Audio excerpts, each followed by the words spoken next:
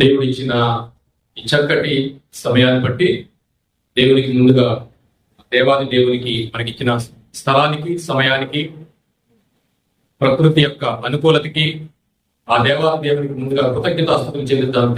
దేవునికి స్తోత్రం చెప్తాం. ఇంత చక్కటి స్థలాన్ని, సమయాన్ని దేవుడు మనకు దయచేసి ఎన్నో సంఘాలలో నేను వస్తూ ఉన్నప్పుడు కూడా కొన్ని స్థలాల్లో నీరు రావడం, అక్కడ ఆరాధన సక్రమంగా జరగకపోవడం, ఇవన్నీ చక్కగా కనిపిస్తా ఉన్నాయి. అయినప్పటికీ దేవుడు తన యొక్క కృపను బట్టి మనకు ఆయన సన్నిధిలో చక్కటి అవకాశాన్ని మనకు దయచేసి ఆయన సన్నిధిలో ఉంచినందుకు ఆ దేవాది దేవునికి మరొకసారి కృతజ్ఞతాస్తుతులు చెల్లిద్దాం. సో ఈరోజు దేవుడు నాకు ఇచ్చిన అవకాశాన్ని బట్టి కొద్ది మాటలు ఆయన వెనుకలో వివరించుకుందాం. పిల్లలు, మత్తయి సువార్త, మత్తయి గారు రాసిన సువార్త 5వ అధ్యాయము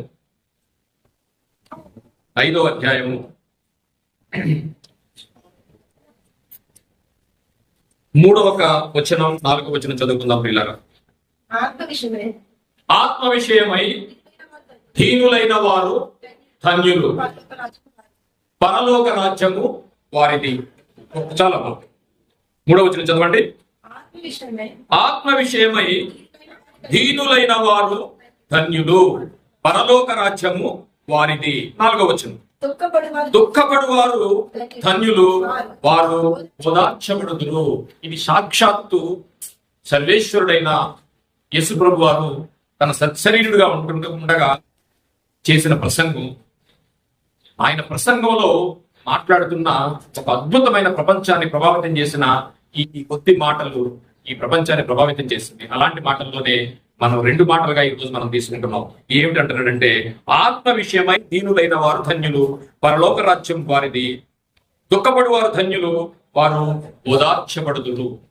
చిన్న ప్రార్థన చేసుకుందాం. పిల్ల చదువుకున్న దేవుడు మనకి ఇచ్చిన ఈ వాక్యాన్ని బట్టి చిన్న ప్రార్థన చేసుకుందాం. మహోన్నతుడు, మహాపరిశుద్ధుడు అయిన మా పరలోకపు తండ్రి, నాయన అనుకూలత లేకపోయినా నీ పిల్లల్ని సన్నిధిలో ఉండడానికి మీరు ఇచ్చిన అవకాశానికి కృతజ్ఞతాస్తుతులు చెల్లిస్తున్నాం తండ్రి. గతించిన కాలమంతంలోని మీ కృపలో భద్రపరిచారు. మరొక రోజు, మరొక వారాన్ని, మరొక నెలని మీ సన్నిధిలో ఇలా ఉండటానికి సజీవులుగా మమ్మల్ని ఉంచారు, సమాధానంగా ఉంచారు. నాయన పరమును చేరే మార్గానికి ఈ రోజు మాకు ఒక సమయాన్ని దయచేసి మీరు ఇచ్చినందుకు కృతజ్ఞతాస్తుతులు చెల్లిస్తూ, నాయన మీరు మాకు రాయించి ఇచ్చిన ఈ పరిశుద్ధ గ్రంథం నుండి కొన్ని మాటలు అల్పుడనైన నన్ను నిలబెట్టి కొన్ని మాటలు వివరిస్తుండగా కేవలం నీ నోటి పొరగా కొన్ని మాటలను నీ బిడ్డలకు వినిపించండి. మాట్లాడుతున్న మాటలలో నా సొంత ఆలోచన కానీ, సొంత జ్ఞానం కానీ, నాయన నా అతిశయం కానీ లేకుండా కేవలం నీ నోటి పొరగా కొన్ని మాటలను వినిపించడానికి, నాయన విన్న ప్రతి మాట కూడా పుటం పెట్టిన మాట కనుక, అది అక్షరాన్ని కానీ, సున్నా కానీ, పుల్లు కానీ తీయని మాటలు కనుక ఈ మాటలు మమ్మల్ని పరమ తీర్చే మార్గానికి చక్కటి మార్గంగా చూపించమని, ఆయన వింటున్న పిల్లలకు సమయోచితమైన జ్ఞానాన్ని దయచేయమని, ఈ కుమారుడు పరిశుద్ధాత్మ అందరికీ దయచేసి విన్న వాక్యాన్ని ఆయన చక్కగా ఆలోచించే ఆధ్యాత్మిక చింతన వారికి దయచేయమని ఈ చిన్న ప్రార్థన యేసు వారి ప్రశస్తమైన నామంలో మిక్కిలి వినయంతో బ్రతుకులాడి పెట్టుకుంటున్నాము తండ్రి. ప్రియ దేవుని సంగమా, దేవుడు మనకు దయచేసిన ఈ అవకాశాన్ని బట్టి మరొకసారి దేవునికి కృతజ్ఞతాస్తుతులు చెల్లిద్దాం. ఎందుకు అంటే, ఒకడు పానము చేసినను భోజనము చేసినను ఆయనకు మహిమకరంగా ఉండాలట. కాబట్టి మనమే సంపాదించుకున్నాం కదా, మనమే తెచ్చుకున్నాం కదా, మనమే తింటున్నాం కదా.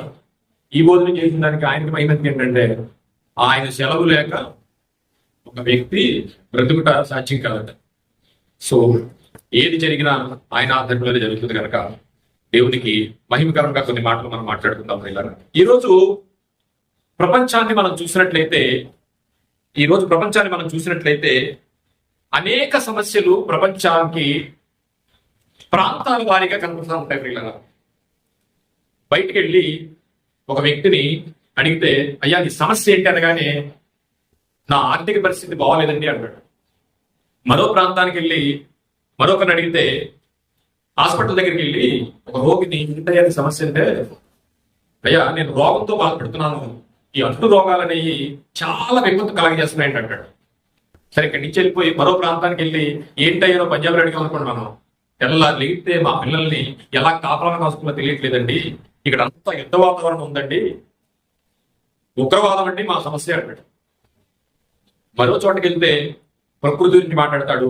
అనేక చోట్ల అనేక సమస్యలతో ఈ లోకము లేదా ఈ ప్రకృతి, ఈ మనుషులు, ప్రపంచం అంతా సమస్యలతో ఉన్నాయి పిల్లలు. అంటే ప్రపంచానికి ఏంటి సమస్య అంటే సమస్య లేని ప్రాంతం లేదు. నీకు ఒక సమస్య, నాకు ఒక సమస్య, ఒక రాష్ట్రానికి ఒక సమస్య, ఒక రాష్ట్రానికి ఒక సమస్య. మొన్ననే కేరళ నుంచి కోరుకున్నాం, కానీ అప్పుడే ఎక్కడో కేరళ అనుకునేవాడు. యూట్యూబ్ లో చూస్తుంటే జపాన్, చైనా చూసేవాడు. మన వరకు మన పక్కన విజయవాడ చూస్తున్నాం. మనకు సమస్య ఉండేది ఇక్కడ. మనం కూడా మరి కొంతమందికి తెలుసు, ఏపీఎస్పీ నుంచి దివాకర్ గోల్డ్ వెబ్సైల్ రోజులు ఉన్నాయి. కైగోల్పాడు రహీం గారు హాస్పిటల్ దగ్గర నుంచి సర్వర్ అంటే గోల్డ్ వెళ్ళారు. నేను కూడా వెళ్ళాను అందులో, నాకు తెలిసి. సో ఏ రోజు ఏ విపత్తు మన మీద వస్తుందో తెలియని పరిస్థితిలో మనం ఉన్నాం పిల్లలు. అయితే ఈ రోజు ప్రపంచానికి సమస్య ఏంటని అడిగితే అందరూ చెప్తారు ప్రాంతాల వారీగా. నిజంగా ఈ సమస్యలన్నీ ఉన్నాయి పిల్లరా. ఎప్పటి నుంచి ఉన్నాయంటే ఎప్పటి నుంచో ఉన్నాయి. కానీ ఒకప్పుడున్న సమస్య ఇప్పుడున్న సమస్య ఒకప్పుడు లేదు. కానీ ఇప్పుడు మనకున్న సమస్య మరొక రోజు మనకి లేని సమస్య ఒక రోజు రాబో తరాలకి ఉండొచ్చు పిల్లరా. ఈ సమస్యల గురించి మనం ఆలోచించినట్లయితే పిల్లరా, ఎగ్జాంపుల్ గా మనం చెప్పుకుందాం. ఒకప్పుడు చికెన్ ఉంది కదా, కోడి మాంసం, అసలు ఎవరికి ఎఫెక్ట్ లేదు ఒకప్పుడు. ఇప్పుడు మనం తింటే ప్రాబ్లం, బర్డ్ ఫ్లూ అని, ఇంకోటని, ఇలా ఎన్నో విపత్తులు మనకు ఉన్నాయి. కానీ ఈ ప్రపంచంలో ఉన్న సమస్యలు తెలుసుకోవడానికి శాస్త్రవేత్తలు అనేక మంది సంవత్సరానికో ఎప్పుడో మేధామథనం అని చేస్తారు. మేధోమథనం అంటే మేధావులందరూ కలిసి మదనం చేస్తారనమాట. మదనం అంటే చల్ల చేస్తాం కదా మనం. మదనం అంటే ఏంటంటే చేసి చేసి చేసి చేయగా అందులో ఉన్నదంతా పైకి రావడమే మదనం అంటే. దాన్ని మేధావులందరూ కలిసి ప్రపంచానికి ఏ సమస్య వచ్చిందిరా అని 3 రోజులు, 4 రోజులు, 6 రోజులు మీటింగ్ పెట్టుకుని, సభలు పెట్టుకుని, ఏంటి మన ప్రకృతి యొక్క దీని నుంచి ప్రపంచాన్ని ఎలా కాపాడాలని మేధోమథనం చేస్తే అందులో రకరకాల సమస్యలు వెలువడతాయి. కానీ నేను ఇప్పుడు చెప్పబోయే సమస్య, మేధావులైన వారు కూడా ఒక సమస్య ఉంది అని ఆలోచించే ఆలోచన కూడా లేని సమస్యను మేము ముందుంచుతున్నాను.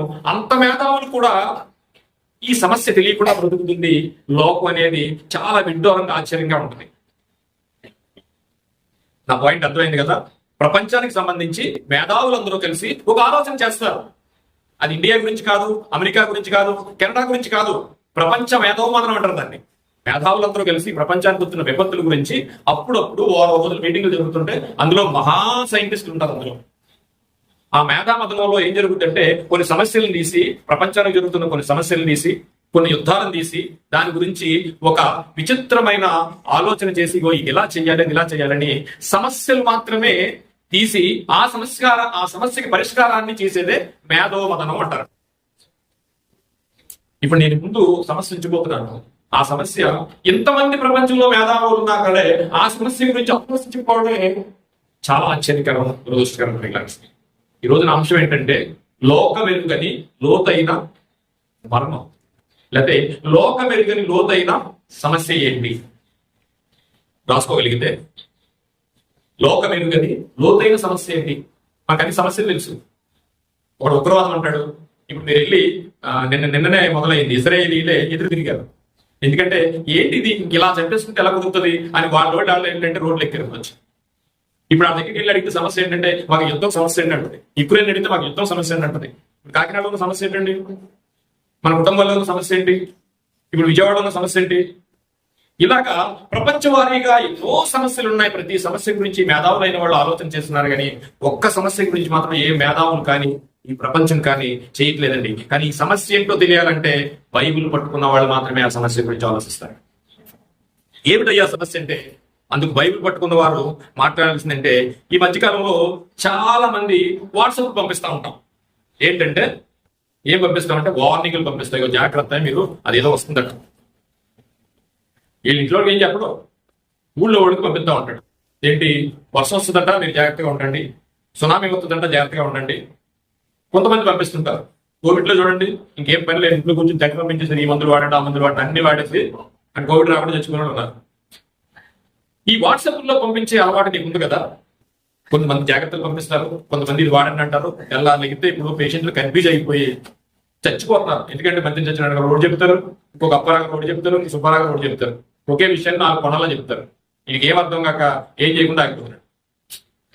సో ఇప్పుడు వాట్సాప్ లో కూడా మనం పంపించే ఎన్ని సమస్యలు అంటే, కానీ ఇప్పుడు చెప్పబోయే మన సమస్య గురించి మీరు వీలైతే తర్వాత పంపించండి. ఎంతమందికి చెప్పాలనుకుంటున్నారు అంటే ప్రతిరోజు 24 గంటలు మనం ప్రసంగాలు చూస్తున్నాం, న్యూస్ మ్యాప్ ఛానల్ చూస్తున్నాం.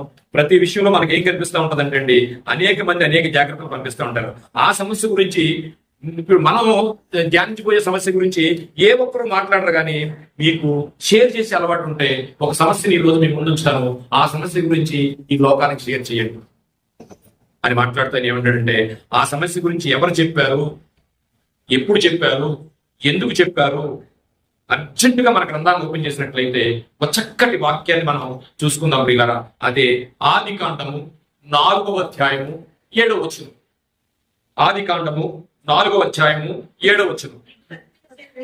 నీవు సత్క్రియ చేసిన ఎడల, అంటే మంచి కార్యాలు చేసిన ఎడల, మంచి పనులు చేసిన ఎడల తల ఎత్తుకొనవా, సత్క్రియ చేయని ఎడల వాకిట పాపము పొంచియుండును, నీ ఎడల దానికి వాంఛ కలుగును, నీవు దానిని ఏలుదువు అనెను. చాలండి. ఏమండి, ఈ మాట మాట్లాడుతున్నది ఎవరంటే సాక్షాత్తు దేవుడే గుర్తారు కదా. ఎవరు మాట్లాడుతున్నారండి? ఈ మాట మాట్లాడేది, ఈ సమస్యని కయ్యూననే మొట్టమొదటి కుమారుడైన కయ్యూను ముందు దేవుడు పెడుతున్నాను సమస్య ఇది. అప్పటికి ఏ సమస్యలు లేవు. ఆది కాండంలో ఆది సంభూతుడైన దేవుడు మనందరికీ మొదటి కుమారుడుగా పుట్టిన ఈ లోకానికి, తండ్రి గారికి పుట్టిన మొట్టమొదటి కుమారుడి దగ్గర పెడుతున్న దేవుడు సమస్యను పెట్టాడు. ఏంటి ఆ సమస్య అంటే, సత్క్రియ చేయని ఎడల వాకిట పాపము పొంచి ఉందని నీకు, నీ ఎడల దానికి వాంఛ కలుగును, నీవు దానిని ఏలుదు అని ఆయన చెప్పాను. అడుగుచున్నవాడు ఇప్పుడు ఎవరంటే సాక్షాత్తు దేవుడే. ఆయన ఎవరిని దేవుడు అంటే, నిన్ను నన్ను గుర్తించిన వాడు, ఈ సృష్టిని చేసి అది నీకు అప్పగించిన వాడు సాక్షాత్తు ఆయనే మాట్లాడుతున్నట్టు కదా. కయ్యను, నీకు విషయం తెలియాలి. ఏంటంటే మీ మమ్మీ డాడీ నీకు చెప్పలేదేమో, వాళ్ళు కూడా ఏం చేశారంటే నీకు నీకులాగా చేసే నీకున్న సమస్య తెలిసిన పాపము. మొట్టమొదటిసారిగా కయ్యూనికి ఏమని చెప్పాడంటే అండి, మొదటి కుమారుడికి, ఇక కయ్యూను నీకు సమస్య తెలిసిన పాపం. ఎందుకు ఆ రోజు చెప్పగలిగాడంటే, ఇంకే సమస్య ప్రపంచానికి భూమి మీద లేదండి. ఎప్పుడైతే మీ మమ్మీ డాడీ ఆజ్ఞాక్రమం చేసి వెళ్ళిపోయారో, ఎప్పుడైతే వారు ఇలా చేశారో, అప్పుడే ఒక పాపం సంక్రమించింది. అంటువ్యాధుల గురించి మనకు తెలుసు. ఈ పాపం ఎలాంటిదండి, అంటుకుంటాది కానీ ఉంటాది కానీ ఉన్నట్టు కూడా ఉన్నవాడికి తెలియదట. అందుకే ఆయన అంటున్నాడు, మీ తండ్రి చేసిన అపరాధం వల్ల పాపం అనేది వచ్చింది. ఇగో పాపం అనే సమస్య నీ ముందు ఉంచుతున్నాను. నీకున్న సమస్య ఏంటంటే పాపం. లోకమెరుగని లోతైన సమస్య ఏంటంటే, లోకమెరిగిన సమస్య ఏంటంటే పాపం. ప్రపంచానికి అన్ని సమస్యల గురించి తెలుసండి, కానీ పాపం అనే సమస్య గురించి తెలియదు. చాలా చిన్న జీవితంలో సమస్యలని వెళ్ళి తీసుకుని చక్కటి ఆలోచనలోకి వెళ్ళిపోతున్నారు, కానీ మరణం తర్వాత మరో బ్రతుకుందనే సమస్య గురించి, అక్కడ పాపమే దానికి సమస్య అనే దాని గురించి ఈ మేధో మరణంలో ఎవరికి తెలియదు పిల్లారా, ఎవరికి తెలియదు. ఇప్పుడు నేను ఉంచిన సమస్య పేదరికమా, యుద్ధమా, వ్యాధుల, ఇవేమీ కాదండి. నేను మాట్లాడింది కయ్యూనుతో దేవుడు మాట్లాడుతున్న సమస్య పిల్లారా. నీ వాకిట పాపము పొంచియుండును, నీ వాకిట పాపము పొంచియుండును. దాని ఇంగ్లీష్ లో ఏముందంటే, you should rule over it. అంటే అందులో మార్గం నువ్వేలుదువు.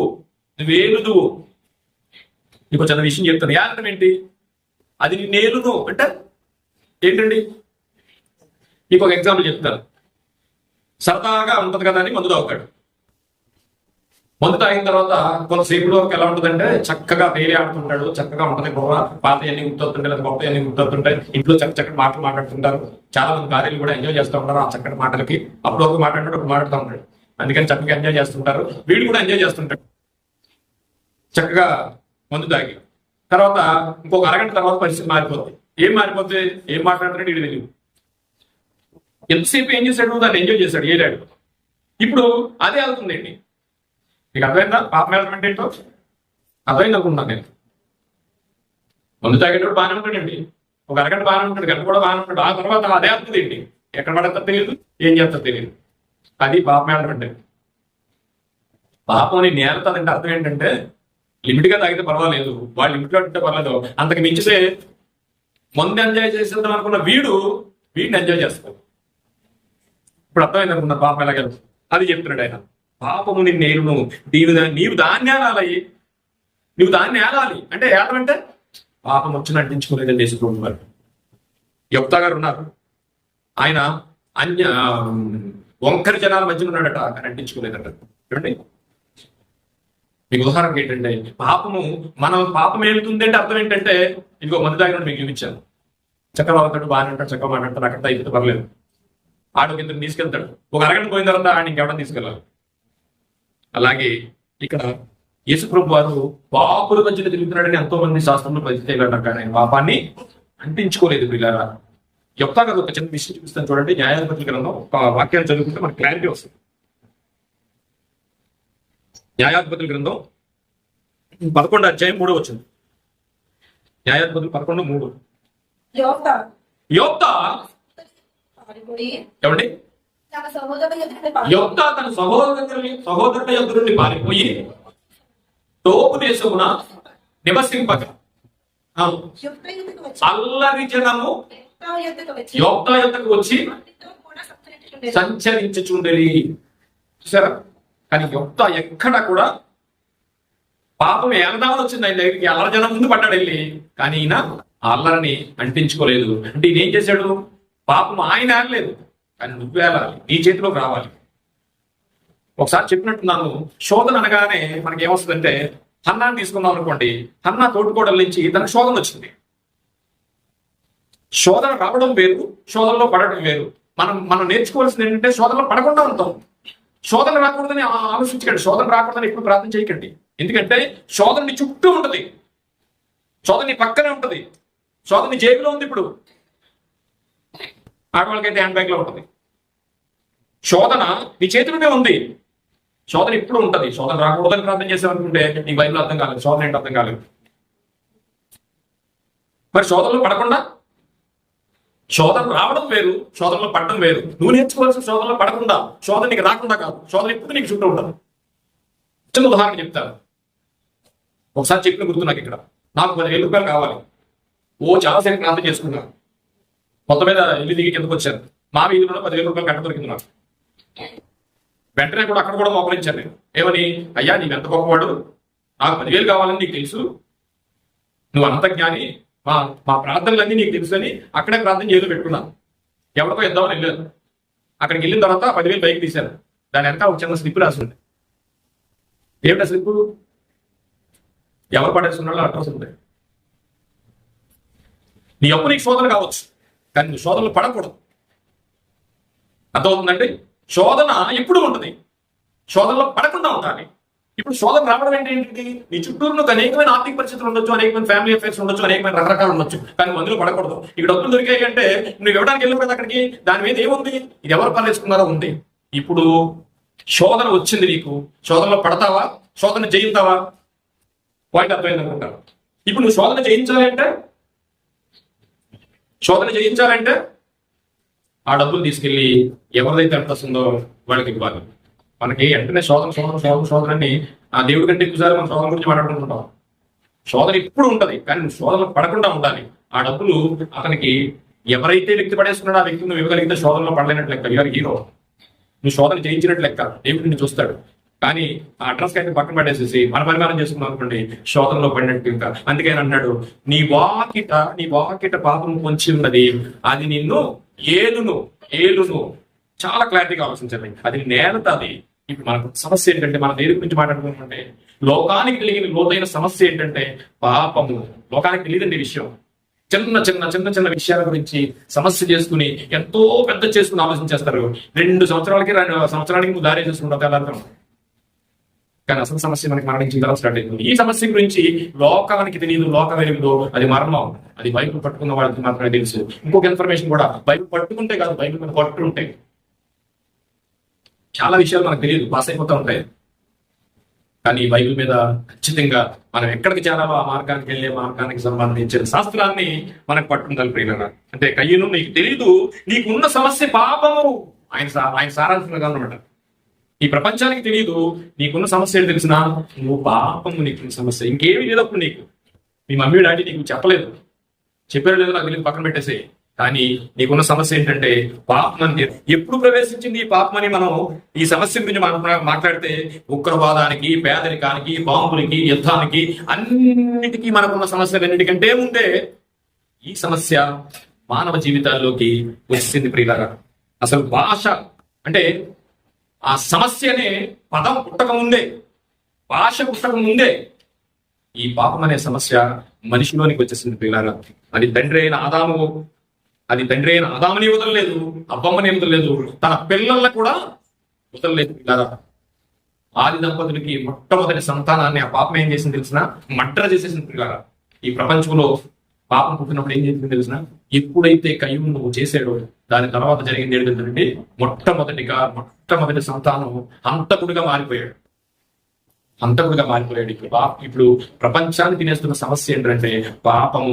ఈ పాపాన్ని మేధావులైన వారు, మేధో మతం కూడా ఆలోచన లేని మాట సమస్య పాపము. కానీ ఈ లోకానికి సంబంధించిన సమస్యల గురించి వీళ్ళందరూ మాట్లాడుతుంటారు. ఎవరిని వదలకుండా వారి వారి జీవితాలను ఎండిన పీడులుగా మార్చేసింది పాపం. కయ్యూను ఎక్కడికి వెళ్ళిపోయాడు, ఆదాము ఎక్కడికి వెళ్ళిపోయాడు. చక్కటి పొలాల్లో ఉండాల్సిన వాళ్ళు పశువుల నువ్వు కష్టపడి తినాలి అన్నాడు, ఆ స్టేజ్కి వెళ్ళిపోయి. అందుకే ప్రశ్న ఏంటంటే, నీవు తినవద్దన్న పండు తిన్నావా? మనం ఇవన్నీ రండి చెప్పుకుంటే ఆదాము కథ కాదండి నేను చెప్పేది, కయ్యూను కథ కాదండి నేను చెప్పేది. ఇది మన యథార్థ జీవిత సమస్య, యథార్థమైన జీవిత సమస్య. వాళ్ళని ఎందుకు రాయించాడంటే మన గురించి రాయించాడు. ప్రతి పదంలోని మనం ఉంచుకోవాలి. ఈ ప్రపంచాన్ని ఏలుతున్నది పాపం. కయ్యూను నీ వాకిట పొంచి ఉంది, దాన్ని నువ్వు ఏలుదు, అని నువ్వు ఏలకూడదని. అయితే పిల్లరా, ఆదాము గారు తన పాపాన్ని చేసినప్పుడు ఒప్పుకోలేదు పిల్లరా. వెంటనే ఏంటంటే, నువ్వు తిన్నావని ఎవరికైతే తెలుసో ఆయనతో ఆర్గ్యుమెంట్ పెట్టుకున్నాడు ఆయన. ఆదాము గారు నువ్వు తిన్నావని తెలిసిన ఆయనతో నేను తినలేనని చెప్పి ఆర్గ్యుమెంట్ పెట్టుకున్నాడు. తన దోషాన్ని కప్పించుకున్నాడు పిల్లరా. ఇవన్నీ ఒక అర్థం. ఈ మాటలన్నీ మనకు ఒక అర్థం, ఎంతో మన ఎదురుగా ఉంటుంది. ఆదాము గారి గురించి కాదంటే మన జీవితాల గురించి. ఆయన అంటున్నాడు, ఆ యోబు గ్రంథం చూసినట్లయితే మనం ఆదాము గారి యొక్క ఇన్ఫర్మేషన్ చాలా కరెక్ట్ గా మనకు అక్కడ కనిపిస్తూ ఉన్నది. చూడండి ఒకసారి. యోబు గ్రంథము 31 వచనం. ఆదాము చేసినట్లు నా దోషములను దాసి పెట్టుకుని చాలమా. ఇక్కడ ఏమంటున్నాడండి, ఆదాము గారు తన దోషాన్ని కప్పించుకున్నాడట. తండ్రి నువ్వు చేసావు కదా, ఇది నేను ఆజ్ఞ మీద నన్ను క్షమించు అనలేదండి, అనలేదు. అంటే ఆ రోజు ఆదాము అనలేదు కనుక ఈ రోజు మనం అనకపోయినా చెల్లిపోతుందని అనుకుంటున్నామేమో మనం. అంతే, ఏ సీసీ కెమెరాని తప్పించుకోవచ్చు. మనకు సీసీ కెమెరా ఉంది, దాన్ని తప్పించుకోవడానికి లేదు. అందుకని ఇదంతా మన గురించే. ఆదాము చేసినట్లు నా దోషాలను దాచిపెట్టుకుని, అంటే దాచిపెట్టుకునే అంత రేంజ్కి పాపం యొక్క పవర్ ఎలా ఉంటుందంటే కప్పేస్తుందండి మనిషిని కప్పేస్తుంది. ఆ రోజు ఆదాము గారిని కూడా ఆ పాపం కప్పేసింది. ఆ కప్పేసిన విషయంలో నేనేం చేయలేదు అంటున్నాడు. మరొక మాట చూసుకున్నట్లయితే హోషేయ గ్రంథము 6వ అధ్యాయము 7వ వచనం. హోషేయ గ్రంథము 6వ అధ్యాయము కయ్యూను గారితో సాక్షాత్ దేవుడే మాట్లాడుతున్న కయ్యూను, నీకు అర్థం కాలేదు, మీ మమ్మీ డాడీ ఏం చేశారు తెలుసునా, నా ఆజ్ఞను అతిక్రమించారు, పాపాన్ని చేశారు. ఆ పాపాన్ని, ఆ పండు తిన్నారు కదా, తింటారని నాకు తెలిసిన వాడు అడుగుతున్నా సరే వాడు చెప్పలేదు. కానీ ఇప్పుడు కూడా నువ్వేమంటున్నావు అంటే, నా తమ్ముడికి మేము ఏమన్నా కాపలా పెట్టావని అడుగుతున్నావు. నువ్వు కూడా నాతో ఆర్గ్యుమెంట్ చేస్తున్నావు. ఎందుకంటే తండ్రి నుంచి నీకు పాపం నిన్ను కప్పేసింది. నీ సమస్య ఏంటంటే, ఇప్పుడు పాపం నీ సమస్య, లోకమెరిగని లోతైన సమస్య ఏంటంటే, మేధో మతంలో తేలని సమస్య ఏంటంటే, ఈ ప్రపంచానికి అన్ని తెలిసిన తెలియని సమస్య ఏంటంటే పాపం. ఈరోజు లోకం ఎరుగని లోతైన సమస్య ఏంటంటే మన దేవుడు మన ముందు వచ్చిన అంశం ఏంటంటే పాపం.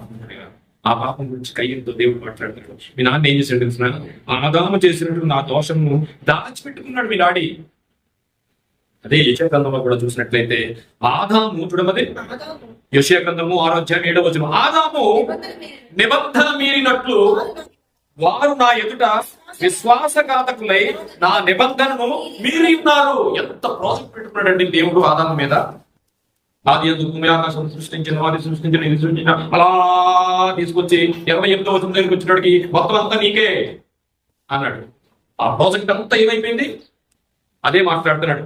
ఆదాము నిబంధన మీరినట్టు వారు నా ఎడల విశ్వాసఘాతకులైరి నా నిబంధన మీరి ఉన్నారు. ఎంత నిబంధన పెట్టుకున్నాడో ఆదాం గారి మీద. కానీ అదంతా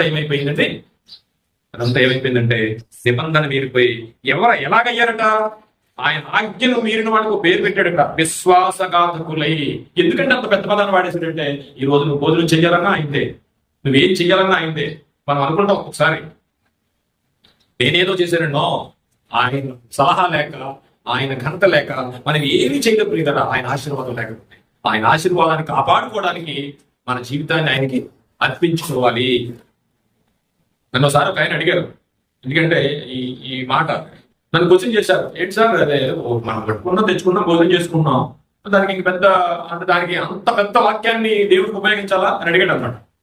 ప్రసంగి 2వ అధ్యాయము 25వ వచనం, ఆయన సెలవు లేక భోజనము చేసి సంతోషించుట. ఇదేంటండి? ఏమంటే భోజనం చేసే ముందు ప్రార్థన చేసుకుంటాం. చాలా సార్లు మర్చిపోయిన రోజులు లేవా?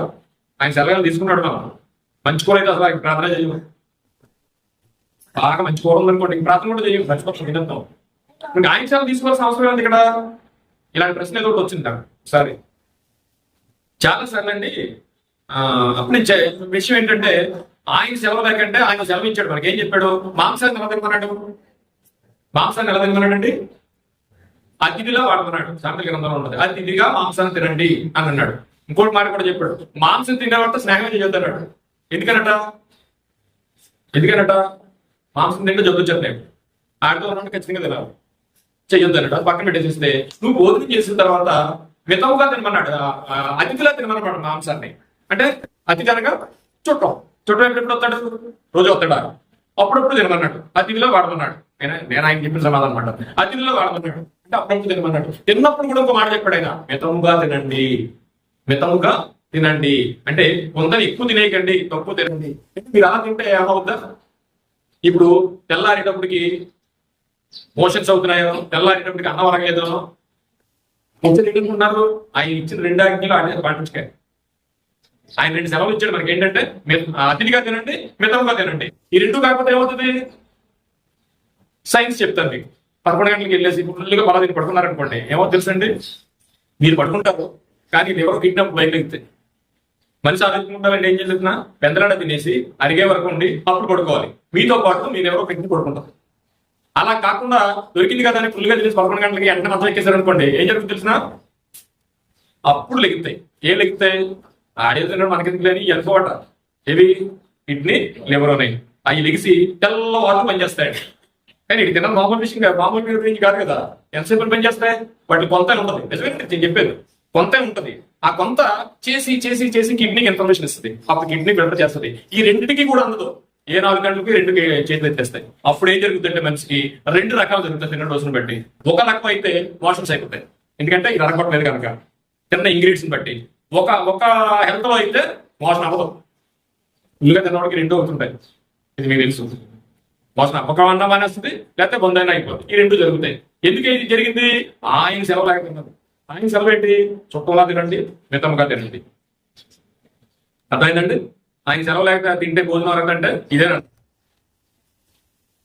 ఓ మాట కూడా మాట్లాడాడు దేవుడు. అంతరేంద్రియములకు జ్ఞానం ఇచ్చినాడు ఎవడో తెలుసా? యోగ గ్రంథం. అంతరేంద్రియములకు జ్ఞానం ఇచ్చినాడు ఎవడో తెలుసు అంటే, అంతరేంద్రియములు అంటే ఇన్నర్ పార్ట్స్, మన లోన్ ఉండే కిడ్నీ, లంగ్స్, అవి ఇవి, వాటి జ్ఞానం ఉందట, చెప్పినట్టు చేస్తాయండి అవి. మరి మారిపోతున్నాం మనం. సో హోషేయ గ్రంథంలో 6వ అధ్యాయం 7వ వచనంలో మనకు ఉన్నది ఏంటంటే, ఆదాము గారి యొక్క క్వాలిటీని మనం చెప్తున్నాడు. ఆదాము నిబంధన మీరినట్లు వారు నా ఎడల విశ్వాసఘాతకులైన నిబంధన మీరి ఉన్నారు. ఇప్పుడు నీ విశ్వాసం గురించి, నీ నిబంధన గురించి కయ్యూరు నీతో మాట్లాడుతున్నాను. నిబంధన మీరిన వారితో దేవుడు ఆదాముతో ఏం చెప్పాడంటే, అపరాధుల జాబితాలో చేర్చేసాడండి.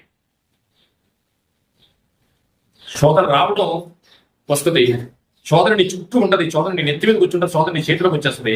శోధనలో పడకూడదు. ఇక్కడ ఆదాం ఏం చేసిందంటే శోధనలో పడ్డాడు, కానీ దాన్ని కప్పిపుచ్చుకున్నాడు. ఎవరికైతే నువ్వు తిన్నావని తెలుసో ఆయన దగ్గరే ఈయన దోషాన్ని కప్పేసుకున్నాడు. దానివల్ల వచ్చిన పాపమే కయ్యి నీకు అర్థం కాదేమో. పాపము నీ సమస్య ఏంటి? విశ్వాసఘాతకులేరే అంటే అది దంపతులు ఆ అన్నం పెట్టిన వారి మీదే ఆర్గ్యుమెంట్ పెట్టేసుకున్నారు. ఎవరైతే ఆదాముకి ఇచ్చారో ఆయన మీద ఆర్గ్యుమెంట్ పెట్టేసుకున్నారు పిల్లలు. అందుకే ఆదికాండం 6:3 మాట్లాడతాడు ఆయన. ఎల్లప్పుడూ యెహోవా ఆత్మ చూడండి ఆర్గ్యుమెంట్ పెట్టుకున్నారా లేదా? అందుకే దేవుడు అంటాడు, ఏమండి ఎవరైతే తినకూడదు అనుకున్నారో నువ్వు తింటే ఎవరికైతే తెలుస్తుందో, ఎవరైతే నీకు అన్న ఆహారాన్ని పెట్టి ఈ సృష్టి అందరూ నీ చేతి కింద పెట్టాడో, నీకు అప్పచెప్పాడో, అలాంటి ఆయన నిన్ను అడిగినప్పుడు అయ్యా నాకు తప్పు అయిపోయిందని అంతేలే ఏమన్నాడు? అప్పుడు ఆదికాండం 6:3 అప్పుడు యెహోవా నా ఆత్మ నరులతో ఎల్లప్పుడూ వారించదు, వారు తమ అక్రమ విషయంలో నరమాత్రులైరి. ఎంత పెద్ద మాట మాట్లాడుతుంది అండి. అంటే ఈ లోకంలో తండ్రి కొడుకు నుండి కృతజ్ఞత కోరుకున్నాడా? ఏమండి ఏమీ అక్కర్లేదు, మా నాన్న వల్ల నేను ఇలాగ చాలండి. లేకపోతే ఒక కోడలుగా మా మామగారు వాళ్ళని బాగా చూస్తారండి, లేకపోతే ఒక అత్తగారు మా కోడలు ఎంత మంచిది అంటే ఎలా ఉంటుందో తెలుసండి వాళ్ళ లైఫ్. ఒక ₹1 ఆడికి వచ్చినా ఆనందం ఉండదు. ఈ కృతజ్ఞతా భావం ఆదాము గారిలో లేదు. ఎందుకు మనకు రాయిస్తున్నాడంటే అది కలిగి ఉండాలి. బైబిల్ నేను చెప్పినా ఎవరు చెప్పినా ఏదేదో చెప్పేస్తే పక్కన పెట్టండి, కానీ వాక్యంలో ఉన్నది మాత్రం దేవుడు మనకి సరిదిద్దడానికి రాయిస్తున్నాడు అనుకున్న ఆలోచన ప్రతి వారికి ఉండాలి. ప్రియులారా, ఆయన బాగా చెప్పాడు, ఈ బాగా చెప్పలేదు అని చెప్పాడు కాదు. మనకు కావాల్సింది వాక్యాన్ని తీసుకోండి, వాక్యంలో ఉన్న దాన్ని చూడండి. ఏమండి ఈరోజు నరమాత్రులైన వారు కూడా ఏం చేస్తారంటే వారికి కాస్త చిన్న సహాయం చేస్తే వాళ్ళు వెంటనే చక్కటి కృతజ్ఞత చెల్లిస్తారు. కానీ ఆదాము గారు అయితే ఏమీ దాన్ని లేకుండా వెంటనే ఆయన మీద ఏంటంటే ఆర్గ్యుమెంట్కి వెళ్ళడం జరిగింది పిల్లరా. అదే యెషయాలో మాట్లాడుతున్నాడు. ఇప్పుడు మనం కూడా ఏం చేస్తామంటే ఇంట్లో భార్య బిడ్డలు కానీ, లేకపోతే కొడుకులు కోడళ్ళు కానీ, పిల్లలు కానీ, మనవళ్ళు కానీ ఒక తండ్రికి ఎదురు తిరిగితే ఎవరు చెప్పుకుంటాడండి? ఎవరు చెప్పుకుంటాడు? సాధారణంగా నాకు తెలిసి కొన్ని ఫ్యామిలీస్ లో మేనమావ ఉంటాడు. మేనమావ అనేవాళ్ళు ఒక ఏంటంటే కొంచెం ఫేవర్గా ఉంటారు సాధారణంగా కొన్ని కుటుంబాల్లో. స్నేహితులు ఉంటాడు. అప్పుడు ఏంటంటే ఆ తండ్రి ఏం చేస్తారంటే వీళ్ళకి చెప్పడానికి కుదరదు, ఆయన బైబిల్కి చెప్పడానికి కుదరదు. ఎవరో ఒకరు ఉంటారు, ఆ ఒక్కరితో చెప్పుకుంటారు. కానీ దేవుడు ఆ రోజు నరమాత్రులైన ఈ మానవుడు పాపం చేసి ఏదైతే కాకూడదు అనుకున్నాడో ఆదాము అవ్వలు చేసిన పాపాన్ని కయ్యూను కూడా చేసినప్పుడు కయ్యూనికి బోధిస్తూ ఆ తండ్రి అయిన దేవుడు నిజంగా ఈ విషయాన్ని ఎవరికి చెప్పుకోలో తెలియక ఎవరు చెప్పుకున్నారు? యెషయా గ్రంథము 1:2 యెషయా గ్రంథము 1:2 యెహోవా మాట్లాడుచున్నాడు. ఏంటి ఈ పదాలు కానీ ఈ వాక్యాలు కానీ ఈ రోజు మనతో మాట్లాడుతున్నాయి. ఆ రోజు ఆదాంతో కాదు. ఆ రోజు పాపం ఉంది, ఎన్నో సమస్యలు ఉన్నాయి. అప్పుడున్న సమస్యలు ఇప్పుడు మనకు లేవు. కానీ ఇప్పుడు మనకు సమస్య కాంది, మన తర్వాత తరాలకి సమస్య కావచ్చు. కానీ అప్పుడు ఇప్పుడు ఏ రోజు రాస్తున్నది వాక్యంలో ఉన్న అద్భుతమైన విషయం ఏంటంటే ఆ రోజు రాసిన వాక్యం ఈ రోజు నీ ముందు లైవ్ గా కనిపిస్తా ఉన్నది. అదే మాట్లాడుతున్నాడు చూడండి. యెహోవా మాట్లాడుతున్నాడు, ఆకాశమా ఆలకించు. ఎవరితో చెప్తున్నాడండి? దేవుని యొక్క తన కుమారుడు ఏ ప్రకృతినైతే నీ కలగజేసించాడో ఈ రోజు విజయవాడ గురించి ప్రకృతి విలయతాండం చేసింది అన్నాడు. ప్రకృతి విలయతాండం చేయలేదు. ఏ ప్రకృతిని అయితే నీ చేతి కింద పెట్టాడో ఆ ప్రకృతి ఇచ్చిన వాడిని ముందు నువ్వేం చేస్తావంటే అబద్ధం ఆడావు. అప్పుడు ఆదామే కాదు మనం కూడా ఏ ప్రకృతిని అయితే నువ్వు అనుభవిస్తున్నావో ఆ ప్రకృతిని చాలా మంది ఒక విషయం చెప్తారు. కొంతమందికి నీకు ఎంతో ఇచ్చాడు, చక్కగా వచ్చాడు, కానీ ఎప్పుడు లేదని చెప్తుంటాడు. అంటే నువ్వు దేవుడు మహిమపరుచున్నావు లేదా? నేను చూశాను కొంతమందిని చక్కగా ఏమిటి మేము ఎంతో పేదగా ఉండేవాళ్ళని దేవుడు మాకు చక్కటి ఇచ్చాడండి, అది ఎలా ఉంది? లేదు, ఎంత ఉన్నా సరే విశ్వాసం దగ్గర నాకు ఏమీ లేదండి అంటే ఎలా ఉంటుంది? నీకు ఇచ్చిన దాన్ని దేవుడిని మహిమపరచకపోతే దేవుడు ఒప్పుకోడండి. దేవుడు ఏమంటాడంటే ఎవరితో చెప్పుకోవాలో తెలియని పరిస్థితుల్లో ఎవరితో చెప్పుకున్నారంటే పంచభూతాలతో మాట్లాడుతాను. ఎవరినైతే ఈ సృష్టికి నడవడానికి పంచభూతాలను పెట్టాడో వాడితో మాట్లాడుతున్నాడు. చూడండి, ఆకాశమా ఆలకించు, భూమి చెవియొగ్గు, నేను పిల్లలను పెంచి గొప్పవారినిగా చేసి తిని వారు నా మీద తిరగబాడి ఉన్నారు. ఏంట్రా నువ్వు పని చేస్తావా? చేయలేదు అంటే చాలంటే అదే తిరగబడ్డావు, వెళ్ళిపోయిందా అక్కర్లా. నువ్వేం చేసావో మీ నాన్నకి తెలుసు, కానీ అడిగితే ఏం చెప్తున్నావు? నేను అడగాలన్నావు. నువ్వు అనేది మీ నాన్నకి తెలుసు, అదే కదా జరిగింది. ఒకవేళ మనం అలా ఉంటే సరిదిద్దుకుందాం. ఆయన గురించి రాయించింది కదా మనకే. ఆకాశమా ఆలకించు, భూమి చెవియొక్కుము, నేను పిల్లలను పెంచి పెద్దవారిని చేసి తిని వారు నా మీద తిరగబడి ఉన్నారు. మీరు మీ పిల్లలు పుట్టాక ఏమంటే దేవుడు అంటే మనం ఏం చేస్తుంది తెలిసిన, పిల్లలు పుట్టే వాళ్ళకి ఏమేం కావాలో కొంటాం. అని దేవుడు తన పిల్లలకి ఏం చేయడం తెలిసిన, యావత్ సృష్టిని ప్రపంచంలో ఎంత వరకు అయితే ఆదాము గారి మొదలుకొని ఇప్పటి వరకు ఏ ఏ ప్రాంతాలు ఇస్తాయో, ఏ ఏ ప్రాంతాల్లో ఎవరు పుడతారో, ఎక్కడ ఏం కావాలో, ఏ స్థలంలో ఏ పండు తింటే మంచిదో, ఏ స్థలంలో ఏ కూరగాయలు పెడితే మంచిదో, అడవిలో ఒకటి పెట్టాడు, కొండల్లో ఒకటి పెట్టాడు. ఈ ప్రపంచ సృష్టిని అంతర్జ్ఞాని అయిన దేవుడు అందరికి సరిపడగా ఒక సృష్టిని నుంచి నీ కాలు కింద పెట్టాడు. నీ కాలు కింద పెడితే, కానీ మనం ఏం చేస్తున్నాం, మన పిల్లల్ని పుట్టిన తర్వాత ఏం కావాలని ఉంటాం, కానీ నువ్వు పుట్టక ముందే నీకన్నీ నీకు చేసి ఇచ్చాడండి. అలాంటి దగ్గర ఆదాం గారు ఏం చేశారంటే, ఆ రోజు ఆదాం గారు చేశారు, ఈ రోజు కయ్యను మాట్లాడుతున్నాడు. అందుకే చెప్తున్నాడు, కయ్యను నీ తండ్రి పాపం చేశాడు పట్టించుకోలేదు. కయ్యతో మాట్లాడుతున్నాడండి, కయ్యను నీ తండ్రి పాపం చేశాడు పట్టించుకోలేదు, దోషిగా నిర్ధారణ జరిగింది, దోషం కూడా కప్పించుకున్నాడు. ఏమంటే విశ్వాసఘాతునిగా మారాడు, విశ్వాసుల జాబితాలో చేరలేకపోయాడు. అవిశ్వాసంగా మారిపోయి మనం ఎంతో బ్రతుకుతూ ఉంటామండి, కానీ ఒక విశ్వాసం జాబితాలోకి వెళ్ళాలని మనం ప్రయత్నం ఉండాలి. చక్కటి మాట. ఎందుకంటే నీ తండ్రి అవిశ్వాసిగా మారిపోయాడు, కానీ విశ్వాసుల జాబితాలో చేరలేకపోయాడు. నా సొంత కుమారుడు మొదటి మానవుడు విశ్వాసుల జాబితాలో లేడండి. ఇవాళ ఆ స్థానంలో మనం ఉంటే విశ్వాసుల జాబితాలోకి ఇంకా టైం ఉంది చాలా. విశ్వాసుల జాబితాలో చేరడానికి ప్రయత్నిద్దాం. కాబట్టి ఎంతో మంది విశ్వాసుల జాబితాలో ఉన్నారు. ఎవ్రీ పత్రిక మనం చదువుకుంటే అందరూ విశ్వాసుల జాబితాలో హీరోలు అందరూ ఉంటారు. ఆ హీరోలు ఆనందంగా లేరండి. అందుకే చెప్పిన నీ వాకిట పాపం గురించి ఉన్నది అది సమస్య. ఆ సమస్య నీ తండ్రి మిస్ అయ్యాడు, నువ్వు మిస్ అయ్యావు. నీకున్న సమస్య ఏంటంటే పాపం. అవిశ్వాసంలోకి వెళ్ళిపోయి ప్రపంచానికి తెలియని లోతైన సమస్య ఏంటి అంటే, ప్రపంచానికి తెలియని సమస్య ఏంటంటే పాపం. అది ఎవరికి తెలియాలంటే, లోకానికి తెలియదు పిల్లల పాపం అనే సమస్య ఉందని. అది ఎవరికి తెలియాలంటే, ఇదిగో బైబిల్ పట్టుకున్న వాళ్ళకి తెలిసి ఉండాలి. బైబిల్ పట్టుకుంటే చాలదు, బైబిల్ మీద పట్టు ఉండాలి. ప్రతి వాడు ఏ సమస్య పాపం అనుకున్నాం, అన్ని సమస్యల కంటే పెద్ద సమస్య పాపం అనుకున్నాం. కాబట్టి బైబిల్ పట్టుకోవడమే కాదు, బైబిల్ పట్టు కూడా సంబంధం. దేవునికి మనకి మధ్యలో ఉన్న ఆ పాపం అనే సమస్యను తీసుకుని ఆయన లోకానికి వెళ్ళడానికి మనం అహర్నిశలు ప్రయత్నిద్దాం, ముందుకు సాగుదాం, నూతన పడదాం, ఆయన సన్నిధికి వెళ్దాం. చిన్న ప్రార్థన చేసుకుందాం. మహోన్నతుడును మహావర్షితుడు అయిన మా పరలోకపు తండ్రి, ఈ ఉదయకాల సమయంలో తండ్రి అనుకూలం లేకపోయినా నాయన నీ బిడ్డల నుంచి నీ సన్నిధిలో నీ మాట వినడానికి వచ్చిన ప్రతి బిడ్డను పేరు పేరున మీరు దీవించండి. మీరు ఇచ్చిన ఈ పరిశుద్ధ గ్రంథం నుంచి కొన్ని మాటలు మీరు మాతో సూటిగా మాట్లాడారు ప్రభా.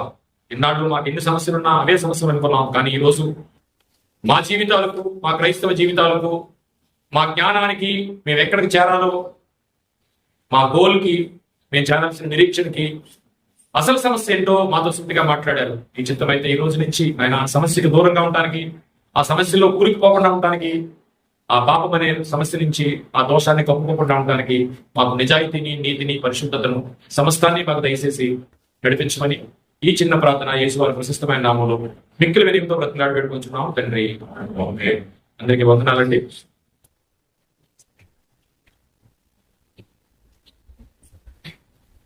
ఇంతవరకు చక్కటి విషయాలు మనం విన్నాం. పాపము ద్వారా వచ్చేటువంటి మరణం, ఆ మరణాన్ని తప్పించడానికి తన కుమారుడైన మరి ఆదాము దేవుడు చెప్పినట్లుగా ఆలకింటే ఇంత గ్రంథం రాయనక్కర్లేదు. ఈ గ్రంథం అంతా కూడా పాప పరిహారం. ఈ పాప పరిహారం గురించి దేవుడు ప్రవక్తలను పంపాడు, యాజకులను పంపాడు, స్వాములను పంపాడు. మరి ఎవరి తరం కూడా కాకపోయి చాలా అద్భుతమైనటువంటి విషయాలు మనం విన్నాం. మరి మన జీవితంలో మనసును పెట్టుకుని ధ్యానం చేసుకుంటే పాపానికి దూరంగా ఉంటాం. లేకపోతే వస్తున్నాం వెళ్తున్నామంటే అది దేవుడు మనకు స్వయం ఇచ్చాడు.